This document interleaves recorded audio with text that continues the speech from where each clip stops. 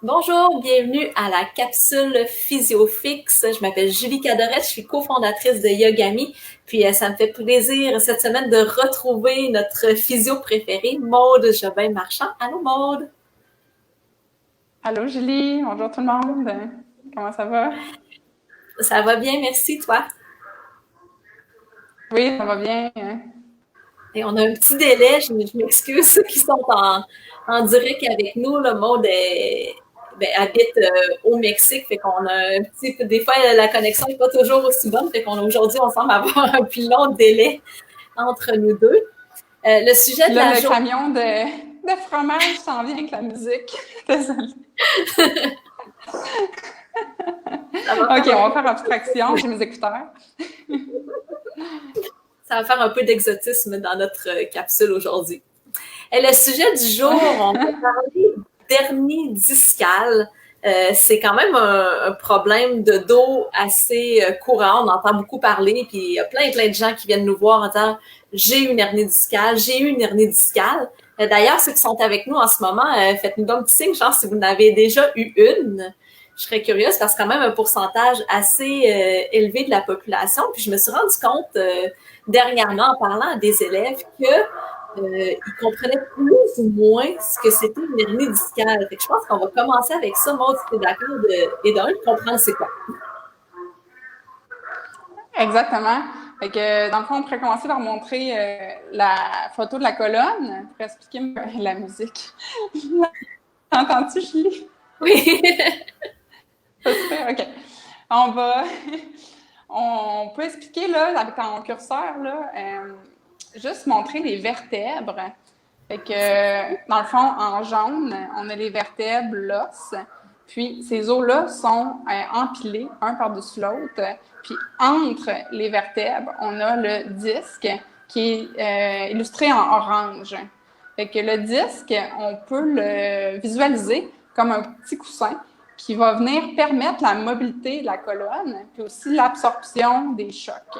Puis, il est composé principalement d'eau. Fait que, dans le fond, c'est une enveloppe plus ou moins fibreuse qui contient un noyau gélatineux conçu là, principalement d'eau à l'intérieur. Donc, l'exemple que je te parlais l'autre fois, Julie, que les fusions, on est tanné d'entendre, mais que la population en général ne connaît pas, c'est qu'on peut s'imaginer le disque comme un beigne rempli de crème. Fait que, comme ça, ben, on peut imaginer la croûte qui retient la crème, qui serait l'anneau fibreux, puis la crème étant le noyau là, plus Noyau. gélatineux. Donc, exact. Fait que, au niveau mécanique, le disque va réagir un petit peu de la même façon, dans le sens où, si on s'imagine les deux corps vertébraux, les deux vertèbres, la partie de l'avant, je ne sais pas si tu pourrais pointer, là, la partie antérieure de la vertèbre supérieure et la partie antérieure de la vertèbre inférieure. On s'imagine les deux parties d'en avant de deux vertèbres qui viennent se rapprocher l'une de l'autre. Donc, la pression est à l'avant de la vertèbre. Okay? Ça se produit quand on fait une flexion lombaire. Donc, quand le dos vient pencher par en avant, là, on peut s'imaginer que ma vertèbre d'en haut vient, la partie d'en avant vient peser, vient se rapprocher de la partie d'en avant de la vertèbre d'en bas. OK? Fait que ça vient comprimer l'avant du disque. Si on pense à notre beigne, ça s'en va où la crème? Si on comprime l'avant du beigne, la crème va où? Par en arrière. Par en arrière. Fait que c'est souvent vers l'arrière que le contenu discal va venir exercer une pression sur l'anneau fibreux. Puis cet anneau fibreux-là, très important à noter, qu'il n'est innervé que dans le tiers externe. Fait que ça peut faire longtemps que notre crème vient pousser à l'arrière du beigne, dans le fond, avant même qu'on ressente la douleur. Parce qu'il faut s'imaginer que l'anneau fibreux, il est peut-être, le 2/3 intérieur a peut-être été blessé, okay? Fissuré un petit peu, puis on peut ne même pas rien sentir. Fait que c'est pour ça qu'il y a des gens qui ont travaillé fort physiquement, ils se penchent par en avant, souvent soulever des charges, pas toujours la bonne technique, jamais eu de douleur dans leur vie. Puis là, ils se ramassent ils se penchent pour ramasser un Kleenex, puis là, ça bloque. Parce que là, le 2/3 interne était complètement là, fissuré à cause de l'intérieur du disque qui poussait. Puis là, ils sont rendus dans le tiers externe. Fait que là, la douleur qui se produit. Là, c'est là qu'on pourrait parler des grades. Ah, c'est ça qui se m'amène à parler des grades, c'est que... Oui? Je veux juste valider quelque chose, puis j'ai des questions. Dire que c'est pas parce qu'on se penche en avant que c'est dangereux, que c'est pas une action en soi qui est dangereuse. Je pense que l'anneau peut être fissuré, à force de faire certains mouvements. Il y a comme plusieurs causes qui peuvent faire en sorte que l'anneau est fissuré, et il n'est pas toujours fissuré vers l'arrière. C'est un exemple courant, mais ça se peut que quelqu'un se penche par en avant puis que le noyau sorte plutôt en oblique ou sur le côté selon l'endroit où il y a des faiblesses et il y a des fissures. Fait que c'est pas nécessairement un mouvement en soi qu'il faut éviter. Là. Je veux juste faire une parenthèse. Que les gens pensent flexion et rotation. Fait que flexion, rotation. Là, je donne l'exemple de quelqu'un qui travaille physiquement depuis des années puis qui fait jamais attention à sa technique puis qui force en fou, là. OK? Fait que ça, c'est comme l'exemple typique. Ouais. Mais en fait, il y a des gens aussi qui vont faire ça, qui ne se blesseront probablement pas parce qu'ils l'ont fait, exemple, toute leur vie. Il y a des adaptations qui se créent aussi au niveau du disque. L'anneau fibreux peut devenir plus fort avec le temps. Fait que sa capacité de résister à la poussée du noyau va varier d'un individu à l'autre. C'est pour la même quantité de... Oui, parce que, exemple, un fils de bûcheron qui a commencé là, à bûcher, transporter des charges bien jeune, les chances que son anneau fibreux soit bien plus résistant que quelqu'un qui a un jeune qui a passé sa jeunesse à jouer à des jeux vidéo. Dans l'adolescence, il commence à être bûcheron du jour au lendemain, puis là, il force de la même manière que l'autre. Okay? Ouais. C'est toujours prendre en contexte de la personne. C'est quoi la quantité de stress que son corps est habitué de recevoir? Puis là, c'est quoi la variation dans le temps? Est-ce que le temps est tellement court que le corps n'a pas eu le temps de s'adapter? Fait qu'il y a toujours ça aussi à prendre en compte. Fait que cet exemple-là est un petit peu général, disons, pour comprendre l'idée. Mais oui, il y a les mouvements de flexion qui sont plus à risque, puis les mouvements de rotation et les mouvements combinés de flexion et rotation serait comme le pire là, pour le disque, disons. C'est ce qui veut sa capacité à résistance. Exactement, c'est ce qui comprime l'avant du disque. Quand je parle de l'avant du disque, c'est souvent là qui est comprimé parce que par l'arrière, on a nos facettes articulaires. On pourrait les démontrer là, si... J'avais changé d'image. En fait, c'est des petits os. Ouais. C'est des petits os qui vont venir se cogner ensemble avant même là, de peut-être comprimer le disque tant que ça. C'est ça que le noyau ne sort pas vers l'avant la plupart du temps. Je ne sais pas si Julie, tu pourrais montrer les facettes articulaires, là où les deux os s'articulent à l'arrière de la vertèbre.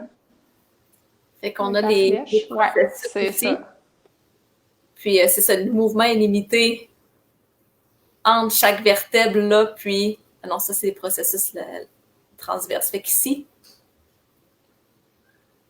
ça c'est des épineuses. Ça peut arriver que les épineuses viennent se cogner, mais c'est plutôt rare. C'est plutôt les facettes articulaires qui vont venir arriver au bout du mouvement là, avant, par le contact osseux, mais par aussi la capsule qui est composée de divers ligaments.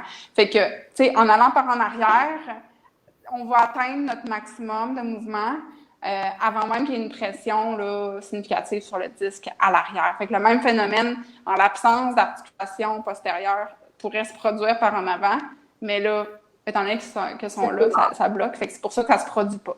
OK? Fait que, puis aussi, ce qui est à mentionner, c'est que là, ben, on pourrait montrer l'autre image. Alors, oui, c'est les gens visualiser, c'est quoi? Mais oui, il ne faut pas commencer à...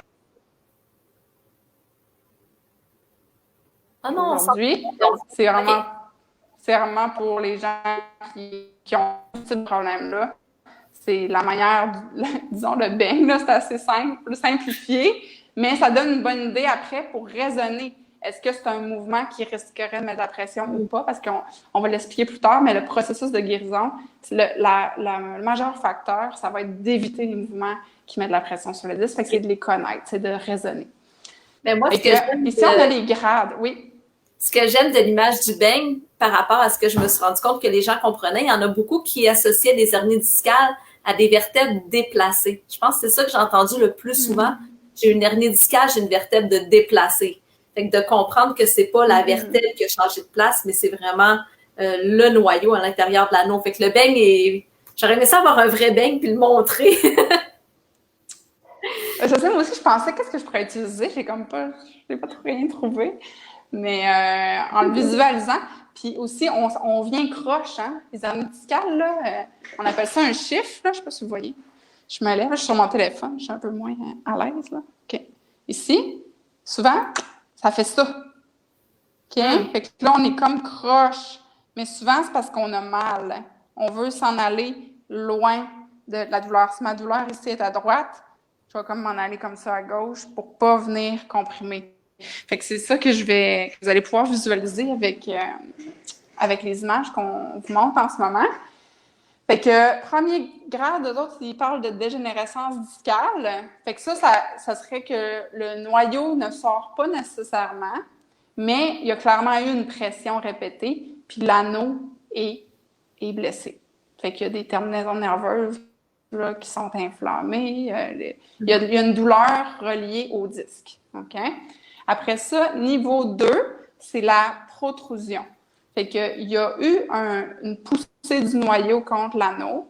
Puis là, il y a comme l'anneau est déformé, hein? Il y a comme ça veut sortir, mais ça ne s'est pas encore sorti. Fait que là, à partir de ce stade-là, il y a un risque que ça puisse comprimer ou inflammer près du nerf. Parce que à noter que le nerf sort à l'arrière des vertèbres, là où l'hernie là, peut se produire. Fait que, après ça, on a le stade de plus, c'est que là, ça serait comme plus sorti. Dans le fond, l'anneau est quasiment rompu, là, tu sais, le contenu là, sort carrément.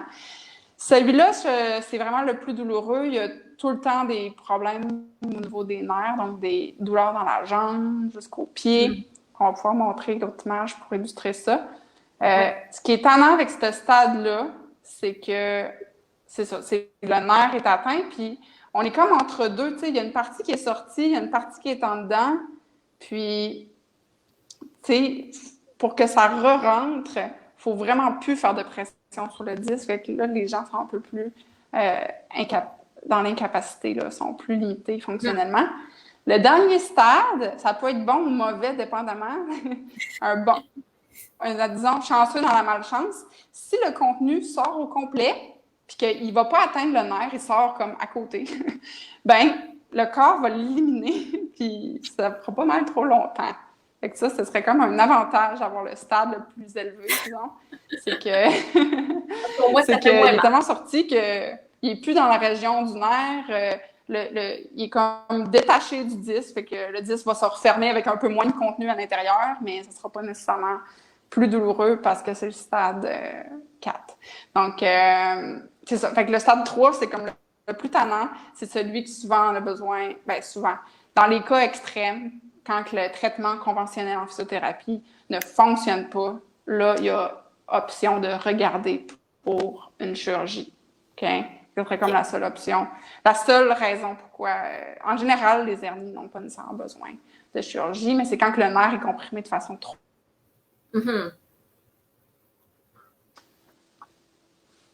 J'ai pris de l'avance, j'ai mis ça allait pour ça? Oui.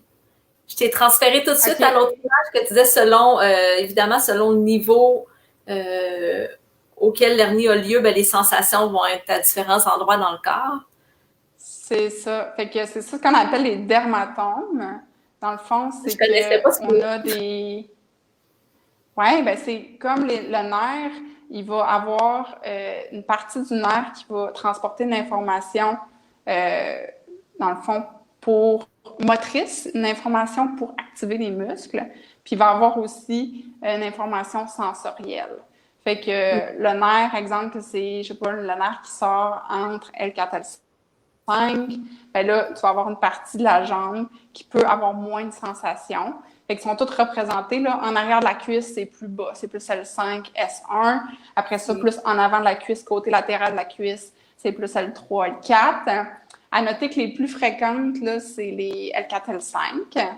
Puis, c'est ça, la douleur est plus sur le côté. Des fois, ça peut être dans le mollet. Fait que c'est ça, dépendamment. Puis aussi, il peut y avoir une diminution de force. L'information motrice va pas pouvoir être transportée comme il faut à cause de l'inflammation, à cause de la compression sur le nerf. Okay. Est-ce qu'il y avait des questions? Julie, je n'ai pas pu voir dans les commentaires. Des questions? Il y a Marie-Ève qui a dit que plusieurs de ses clients-clientes avaient des hernies. Puis Jocelyne qui nous a dit merci. Il n'y avait pas de questions pour l'instant, mais vous pouvez nous écrire, là, ceux qui sont avec nous en direct. Là, gênez-vous pas si vous avez des questions. Évidemment, on n'a pas fini. Là, on va vous parler de ce qu'on peut faire, processus de guérison. Puis on va chacune vous présenter un mouvement qui pourrait vous aider à des stades différents de l'hernie, par contre. Fait que les modes, si on poursuit peut-être avec les solutions, quoi faire en cas d'hernie. Moi, j'en ai déjà eu une au niveau cervical. Mon souvenir, c'était que ça faisait tellement mal, j'avais l'impression d'avoir un couteau planté dans le cou. C'était vraiment là, quand je suis allée voir un physio, c'était la sensation que je décrivais. Là, j'ai l'impression d'avoir un couteau qui est là en permanence. Là. Ouais.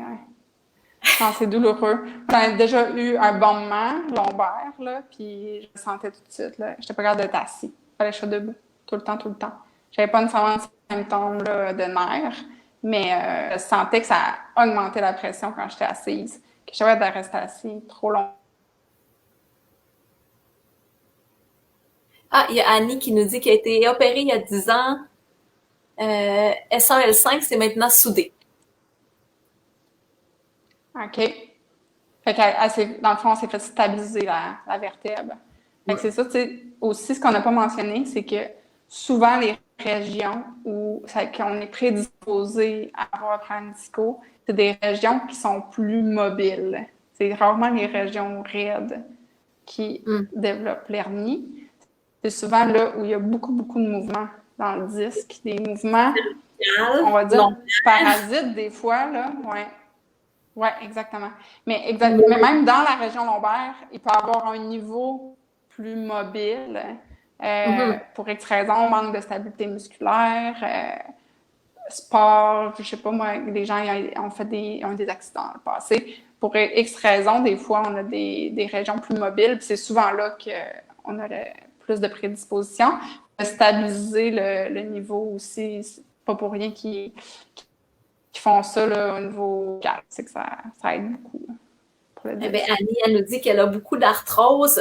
Annie, les mouvements que je vais présenter à la fin de notre capsule aujourd'hui, ça va être bon pour l'arthrose aussi. Fait que tu vas avoir un 2 pour 1. Fait que quelqu'un qui a une douleur aiguë, s'il vous plaît, première étape, allez chercher de l'aide. Endurez pas ça. Fait que allez voir un professionnel de la santé pour vous guider. Fait que Maude, il va avoir des mouvements selon l'endroit où l'hernie est. Il va y avoir des exercices de réhabilitation pour s'aider à guérir. Exact. Fait que si vous avez trop de douleur, les gens ils vont se rendre à l'urgence. Puis il va y avoir des antidouleurs, relaxants musculaires, anti-inflammatoires qui vont être prescrits. Puis c'est correct. Là. On ne durerait pas la douleur. Les premiers jours, 2-3 premiers jours, ça va être très douloureux. Puis il faut comme passer ces jours-là. Dans ces journées-là, ce qu'il faut garder en tête, tout ce que je vais dire au niveau de garder le dos droit, des fois, ça ne sera même pas possible parce que ça va être trop douloureux. On fait ce qu'on peut. Okay? L'idée, c'est de ne pas tout le temps être couché. Il faut se forcer à se lever. C'est pas mieux d'être tout le temps couché. Changer de position, souvent. Puis, tu sais, c'est toléré jusqu'à ce que ça soit... notre corps nous le dit, là, quand il faut changer, on le sait. Là. Fait que c'est de changer de position souvent, se forcer à marcher un petit peu. Des fois, même avoir une canne, ça peut aider les premiers jours. Puis c'est pas... tu sais, des fois... non, pas une... Non. Il faut le voir comme un outil pour une inflammation. Fait que, en aigu, quand ça va commencer à aller mieux, il faut noter aussi que c'est pire le matin, hein, les hernies discales. Si vous avez beaucoup de raideur, vous avez de l'air à vous démettre. Ça, c'est souvent un signe. Ensuite de ça, douleur dans la fesse, douleur dans la jambe, souvent un signe aussi. Douleur à l'éternuement, douleur à la toux. OK, juste pour mentionner rapidement, plus de douleur assis que debout. Souvent, la marche aide, pas en très aigu, mais par C'est la ce suite qu'Annie en a bien sub-aigu. C'est ce qu'Annie vient d'écrire. La marche fait beaucoup de bien. Oui, exact. Fait que, tu sais, c'est ça. C'est aussi les différents grades. Tu sais, les hernies discales aiguës, moments discales aigus peuvent être très douloureux, mais il y a aussi des bons moments qui sont plus insidieux, que ce sera pas, vous n'aurez pas de perte fonctionnelle, mais de coudonc, si je suis pas bien, j'ai mal dans la fesse, ou le matin, je suis raide, mais tout faire. Fait qu'il y a différents niveaux. Fait que c'est pas toujours super incapacitant, etc., de vous rendre à l'urgence, etc., les hernies. Même à un niveau plus avancé, ça se peut que l'endroit où le noyau sort, ça touche pas de nerf, puis que c'est pas extrême comme douleur. Fait qu'il faut pas toujours associer douleur super élevée à très grave. Des fois, ça peut être plus grave, mais moins de douleur. Puis il y a un physio que j'allais voir qui m'avait donné une expression que les physios utilisent en anglais, puis j'aimais vraiment cette idée-là. Il disait « Don't become vomit », puis vomit, V-O-M-I-T, comme du vomi, c'était l'acronyme pour Victim of Medical Imaging Technology. Fait que victime dans le fond, de l'imagerie médicale, dans le sens qu'on va bien, puis là, on passe une imagerie médicale, puis hey, t'as une hernie discale, puis là, tout d'un coup, hey, c'est grave, je devrais avoir mal dans le dos. C'est beaucoup plus complexe que ça. C'est pas un symptôme et un résultat. Oui, il y a plein de gens asymptomatiques qui ont passé des IRM puis qui ont trouvé plein d'affaires. Fait que faut pas nécessairement associer nos symptômes à ce qu'on voit. C'est deux. C'est le patron clinique, qu'est-ce que ça nous dit en raisonnement clinique, puis après, est-ce que l'imagerie vient confirmer ça? Si on voit autre chose qui confirme pas le patron clinique, c'est probablement quelque chose qui est même pas symptomatique. Puis, ce qui fait mal est probablement même pas visible sur l'IRM. Ce qui arrive souvent aussi que les gens disent, le docteur va dire, vous avez rien. Puis là, ah, mais non, mais j'ai mal. J'ai sûrement quelque chose. Oui, vous avez quelque chose. C'est juste qu'il n'est pas visible sur l'IRM. Fait que là, à ce moment-là, c'est plus un traitement conservateur en physio qui va aider. Si rien, quand quelque chose est visible, c'est le traitement qui va aider. Mais juste à garder en tête que c'est pas parce que le docteur vous dit vous avez rien que sur l'imagerie qu'il n'y a rien puis qu'il n'y a rien à faire. Fait que on peut en reparler. Faut pas dire hey, j'ai pas de raison d'avoir mal, j'ai rien. Vous savez, peut-être qu'il faut chercher ailleurs dans ce temps-là. Exact. Donc, pour revenir à ce qu'on peut faire, en fait, c'est un sujet très, on pourrait en parler pendant très longtemps, mais ce que je voulais mentionner, c'est qu'il y a un concept clé dans la guérison, c'est de comprendre qu'est-ce que la position neutre au niveau lombaire, OK? Fait que vous pouvez le faire en même temps que moi. J'utilise le manche à balai pour me donner une rétroaction de savoir est-ce que je suis en position neutre lombaire ou pas. Donc, si on est debout, on a des courbures naturelles dans la colonne. Là, j'ai mes écouteurs, fait que je vais avoir une distance, je pense que ça va être correct. On a des courbures naturelles dans la colonne, puis dans le bas du dos, c'est plutôt concave. Hein? On a comme un petit creux. Puis dans la région thoracique, c'est plutôt convexe. Puis même chose, cervicale, plutôt concave. Normal. Hein? Fait que si je place mon bâton, on le voit mieux encore. J'ai comme un espace ici entre mon bâton puis mon bas du dos. Ça, c'est ma position neutre lombaire. OK? Par la modification de la position de mon bassin, je peux soit augmenter ma lordose, mon dos est creux, ou soit la diminuer. OK? Fait que moi, ce que je veux maintenir, c'est la position où mon dos est naturellement placé, donc pas trop creux, pas trop rond, pas d'absence de lordose. OK? Puis, dans cette position-là, je suis sécuritaire, c'est-à-dire que je n'ai pas plus de pression à l'avant de mon disque. Comme je vous ai mentionné plus tôt, mon beigne ne serait pas comprimé à l'avant. La pression serait distribuée équitablement sur toute la partie de mon beigne. Quand je suis en position assise, j'aimerais pouvoir garder cette même position neutre. Souvent, ce qui arrive, toi, c'est que ça rondit. Puis là, je ne sais pas si vous voyez bien, je le perds. En voiture. Uh-huh. La façon dont les bancs sont faits en voiture, qu'on est toujours incliné, puis que là, on se ramasse comme ça. Ouais. Fait que de mettre un coussin dans le bas du dos.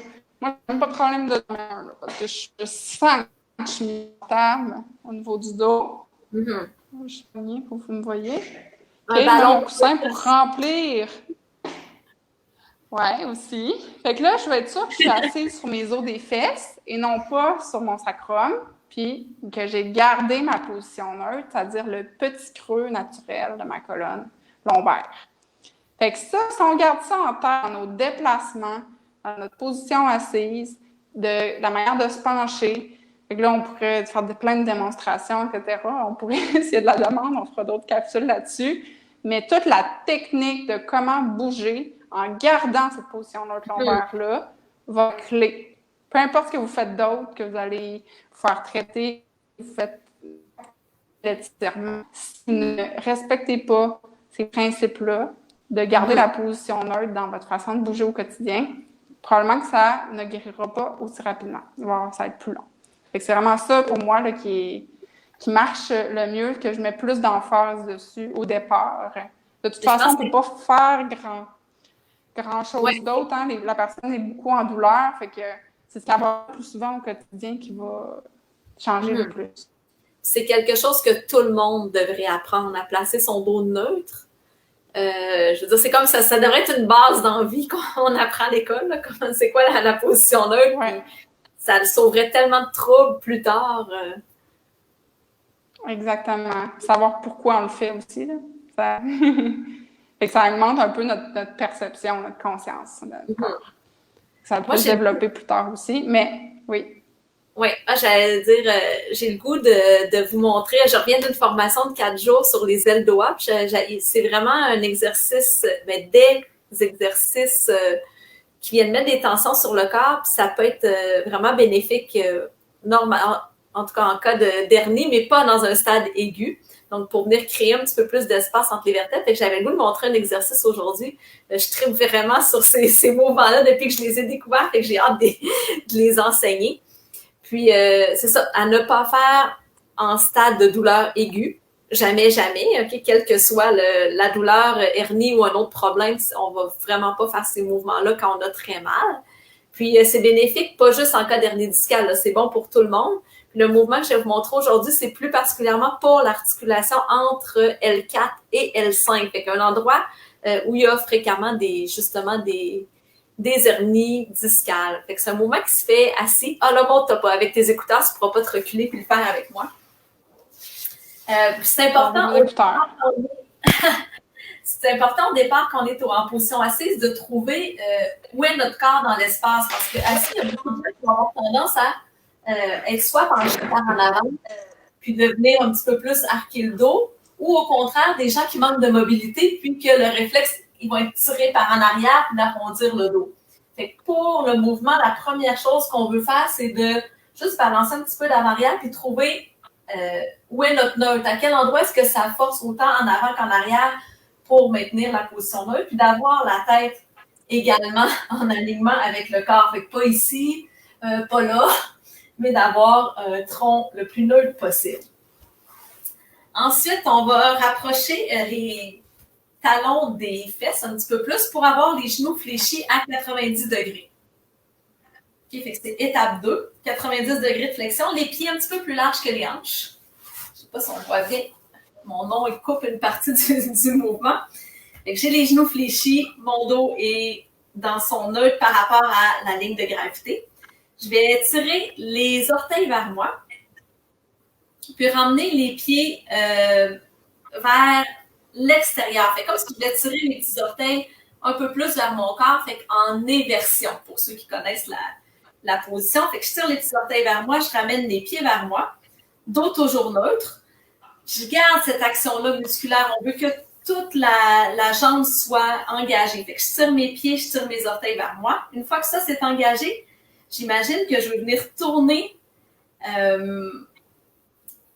va pas longtemps, je suis en train de me mêler, je pense à tout. Je suis en train d'assimiler les techniques encore.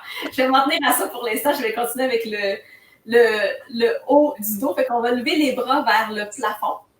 Puis placer les mains de chaque côté comme si on était en train de tenir un plateau superposant. On pousse vers le plafond. Puis ensuite, on se grandit du sommet de la tête, encore une fois, vers le plafond, comme si on avait une corde qui est en train de nous tirer. On continue de pousser, on continue de tirer les pieds vers nous. On garde notre dos neutre, puis on garde une respiration fluide. Fait que ça doit être une position qui est vraiment exigeante. Tout est engagé en même temps. On tire les doigts encore plus vers le plafond. On se grandit encore plus. On s'allonge vers le haut. On tire les pieds vers nous. On continue de respirer fluidement. On garde les bras le plus possible collés sur les oreilles. Même si tu es capable d'aller plus loin en flexion d'épaule. On continue de pousser plus vers le haut. Et on garde toutes ces actions-là en même temps pendant 1 minute, sans arrêter de respirer. Puis ensuite, quand vous êtes prêt à relâcher, les bras en premier, ensuite le tronc et les jambes. Fait qu'on ne relâche pas tout en même temps. Fait que c'est un des nouveaux mouvements que j'ai appris. Plus dans les détails, oui, on voit bien. Ah, merci. Je ne savais pas à quel point je voyais mon nom de loin. Il fallait que je me recule mon nom. Julie, t'étais-tu à côté au mur ou t'étais vide? Non, faut vraiment pas être à côté au mur. C'est les muscles qui forcent. Fait que dans le fond, on vient mettre tout le corps en tension, puis le but... Je voyais pas. Ah! Non, je n'étais pas à côté. Puis le but, dans le fond, des ailes d'OA, ceux pour la colonne vertébrale, comme je viens de montrer, c'est de venir créer de l'espace entre des vertèbres. Fait qu'on vient fixer une vertèbre pour être capable, en s'étirant, justement, créer de l'espace entre les deux vertèbres. Fait que ça a plein de bienfaits. J'en dirai pas trop aujourd'hui parce que là, je veux pas que ça soit trop long, mais je vais en reparler. Je vais faire un atelier après les fêtes pour en parler un petit peu plus de ce que c'est. Puis pendant que j'y pense, la semaine prochaine, mon amie, collègue Mireille va faire aussi un atelier de yoga ball pour le dos. Fait que 2 heures seulement sur le dos.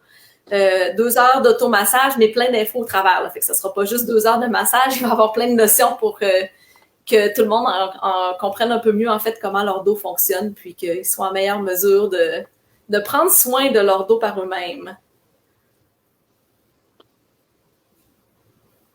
J'ai senti la traction, là, à travers les hanches. En tout cas, j'ai senti des petits craquements. Là, fait que c'est de la mobilité qui se crée, ça c'est clair dans ton exercice. Vraiment, fait vraiment du bien.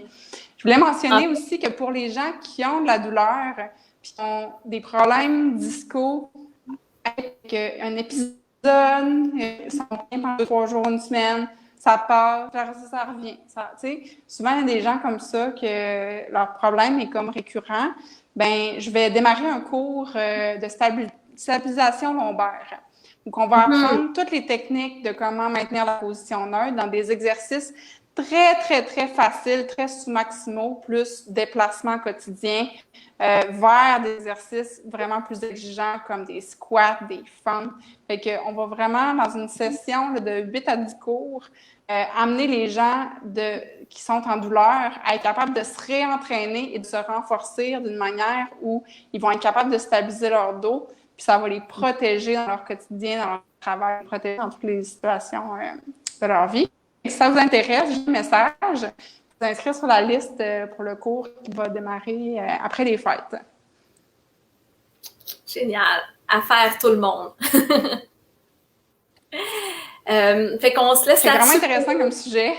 Oui, vraiment.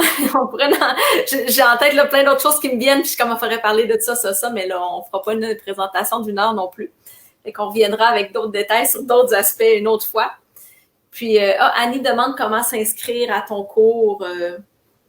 On mettra les détails en juste à dessous. m'envoyer un message sur ma page Facebook, puis on va juste t'envoyer les détails. On va mettre ça en dessous du vidéo. Excellent. On se revoit la semaine prochaine pour une autre capsule PhysioFix. Bonne semaine. Merci tout le monde. Salut.